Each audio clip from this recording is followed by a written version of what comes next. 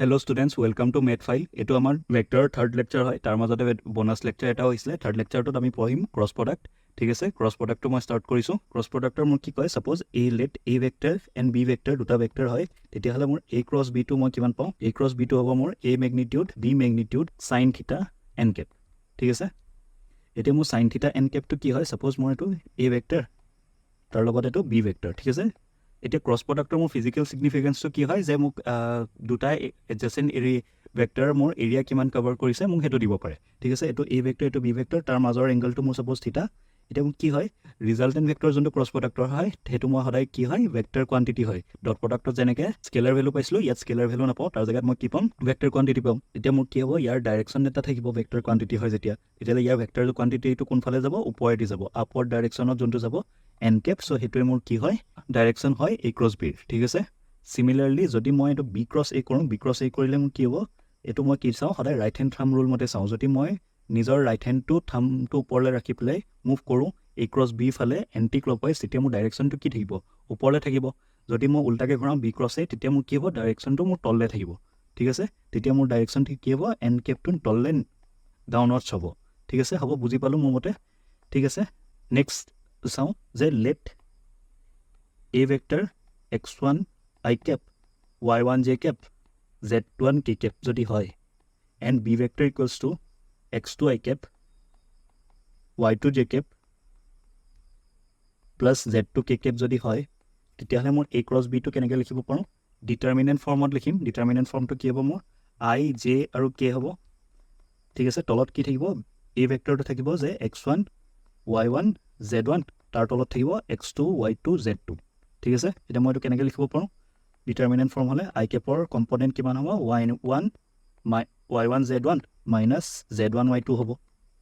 ঠিক আছে, y1 z2 minus z1 y2। Next কি হ'ব নেগেটিভ j cap হয় ডিটাৰমিনেন্ট ফৰ্মতে, তেতিয়া কি হ'ব x1 z2 minus z1 x2।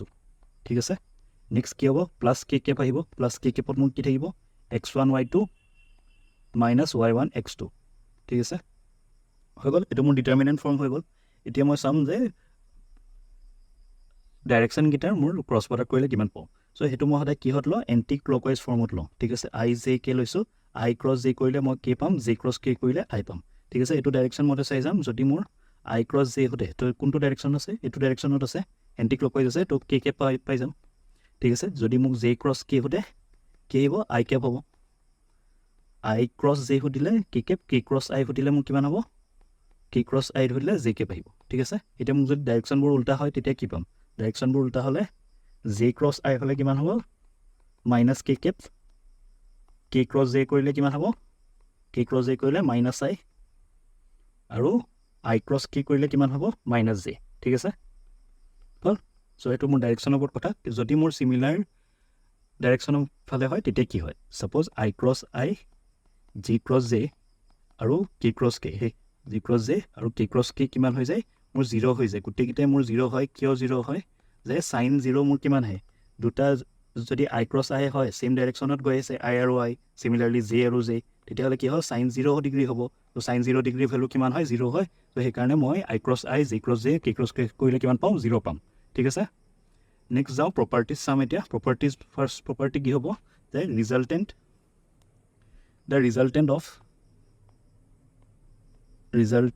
of a cross product is কি হয় ভেক্টৰ কোয়ান্টিটি হয়, এটো পঢ়ি আহিছো যে ভেক্টৰ কোয়ান্টিটি। ঠিক আছে,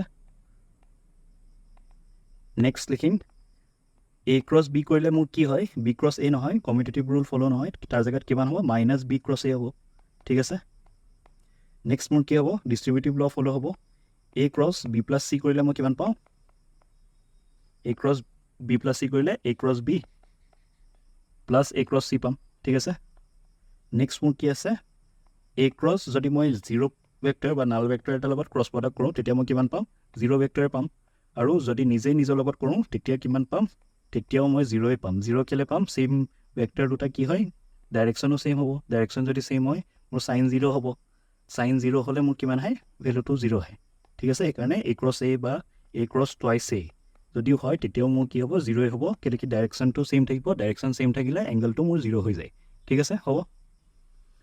নেক্সট চাওঁ এটা এক্সাম্পল তাৰ আগতে চাই লওঁ এৰিয়া অফ পেৰেলেলোগ্ৰাম আৰু এৰিয়া অফ ট্ৰাইংগল কি হয় ঠিক আছে তাৰ আগত খালি গিভেন থাকিব লাগিব যে এ আৰু বিটোৰ মোৰ কি হয় এডজেচেণ্ট ছাইড হ'ব লাগিব তেতিয়াহে মই উলিয়াব পাৰিম ঠিক আছে পেৰেলেলোগ্ৰাম এটা লৈছোঁ এইটো মোৰ ছাপ'জ এ ভেক্টৰ এইটো মোৰ বি ভেক্টৰ এতিয়া কভাৰ কৰা যোনটো মোৰ পেৰেলেলোগ্ৰাম থাকিব তাৰ ফৰ্মুলাটো কিমান হয় magnitude of A cross B ঠিক আছে এতিয়া তাৰ জেগাত যদি মোৰ ট্ৰাইংগল এটা থাকে এ ক্ৰছ বিৰ তেতিয়া কিমান হ'ব তেতিয়া হ'ব মোৰ ফৰ্মুলা ট্ৰাইংগল এটা কি হয় পেৰেলেলোগ্ৰামৰ আধা হয় তেতিয়াহ'লে মোৰ কিমান হয় এৰিয়া অফ এ ট্ৰাইংগল তেতিয়া মোৰ হ'ব half of magnitude of A cross B ঠিক আছে হ'ব নেক্সট এতিয়া মোৰ এক্সাম্পল এটা দিয়া আছে যে find the area of a parallelogram having adjacent side of i cap j cap 2 cap আৰু ইফালে আছে 2 - 1 আৰু 1 ঠিক আছে এতিয়া মোৰ এৰিয়া অফ পেৰেলেলোগ্ৰাম কিমান হয় area of parallelogram magnitude of A cross b হয় ঠিক আছে ফাৰ্ষ্ট মই কি কৰিম এ ক্ৰছ বিটো উলিয়াম এ ক্ৰছ বি কিমান আহিব আই জে কে আহিব আই জে কে তলত কিমান আহিব 1 1 2 আহিব তাৰ তলত 2 - 1 1 আহিব ঠিক আছে এতিয়া আই কেপৰ কম্পনেণ্ট মোৰ কিমান হয় 1 × 1 + 2 আহিব চিমিলাৰলি জে কেপত কম্পনেণ্ট কিমান আহিব 1 × 1 - 4 আহিব প্লাছ কে কেপৰ কম্পনেণ্ট কিমান হ'ব কে কেপৰ কম্পনেণ্ট 1 × - 1 - 1 এইটো -2 আহিব এইটো কিমান আহিব 3 i cap -3 j cap -3 k cap ঠিক আছে এতিয়া তাৰ কি লাগিব মোৰ মেগনিটিউডটো লাগিব এৰিয়াৰ কাৰণে magnitude of A cross b কিমান হয় √3² + -3² + -3²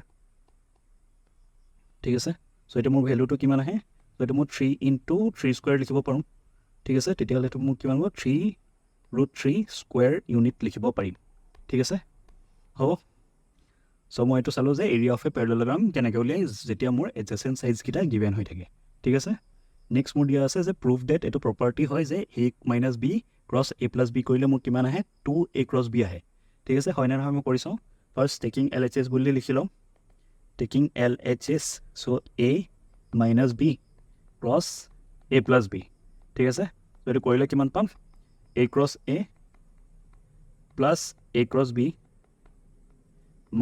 b × a plus b × b ঠিক আছে এতিয়া মোৰ কি হয় a × a আৰু b × b মোৰ ডাইৰেকশ্যন ছেইম হয় সেইকাৰণে মোৰ 0 হৈ যায় আৰু -b × a টো মই কি লিখিব পাৰোঁ নট হোল্ডিং কমিউটেটিভ প্ৰপাৰ্টি মতে a × b - of -a × b লিখিব পাৰোঁ ঠিক আছে তেতিয়া মোৰ কিমান হ'ব a × b